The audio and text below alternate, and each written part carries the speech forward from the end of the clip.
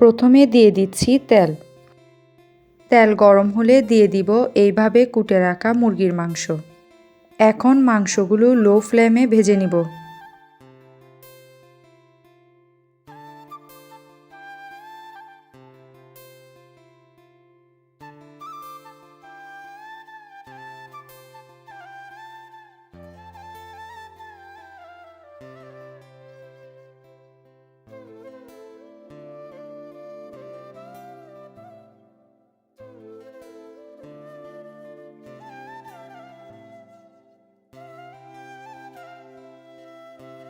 ভাজা হয়ে গেলে দিয়ে দিব আদা রসুন বাটা, পেঁয়াজ কুচি, স্বাদমতো লবণ, জিরা ধনিয়া গুঁড়া। এখন সব কিছু ভালো করে নাড়াচাড়া করে নিব।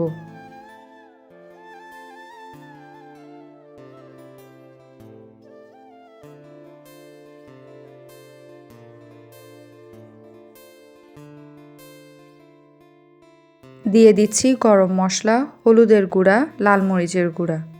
সব কিছু ভালোভাবে নাড়াচাড়া করে আরেকটু কষিয়ে নিব।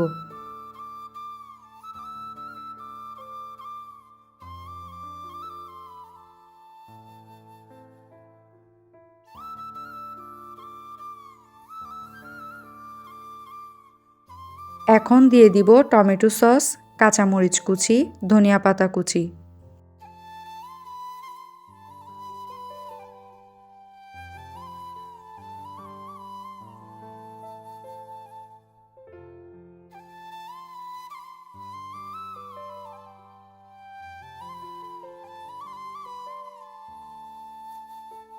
নাড়াচাড়া করে ঢেকে দিব 5 মিনিটের জন্য।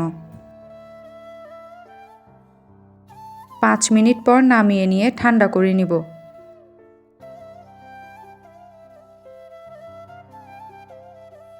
এখন একটা পাউরুটিকে দুই পাশে একটু লম্বা করে বেলে নিব, তবে হালকা হাতে।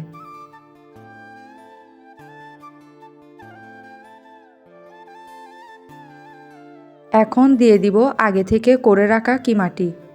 খুব বেশি পরিমাণে দিব না, কারণ বেশি দিয়ে ফেললে এটাকে ভাঁজ করার সময় পাউরুটিটা ভেঙে যাবে। এখন নর্মাল পানিকে এভাবে আঙ্গুলের সাহায্যে পাউরুটির চারপাশে লাগিয়ে দিব। এরপর ভাঁজ করে নিব চেপে চেপে হালকা হাতে।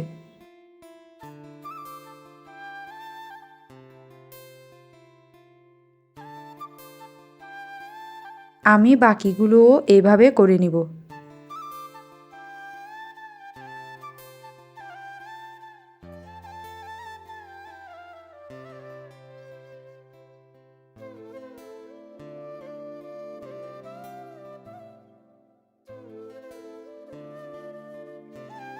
অন্য একটি বাটিতে 1 কাপ ময়দা, 1 কাপ কর্নফ্লাওয়ার নিব।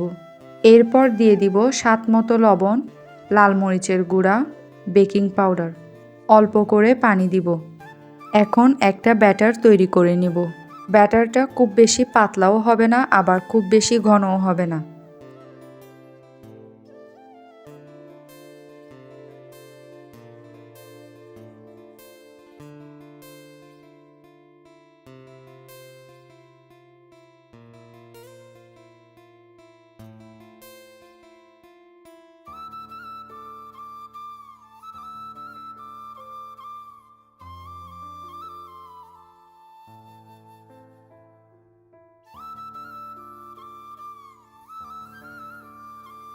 কড়াইতে তেল দিয়ে দিব।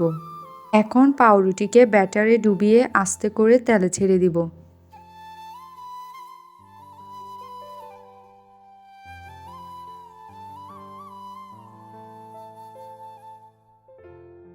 এক পাশ হয়ে গেলে আরেক পাশ উল্টিয়ে দিব।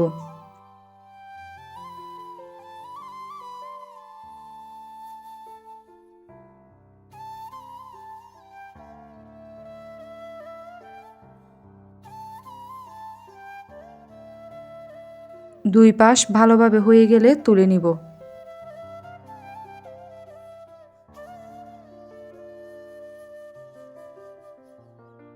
হয়ে গেল খুব সহজে পাউরুটি দিয়ে একটা স্ন্যাক্স রেসিপি।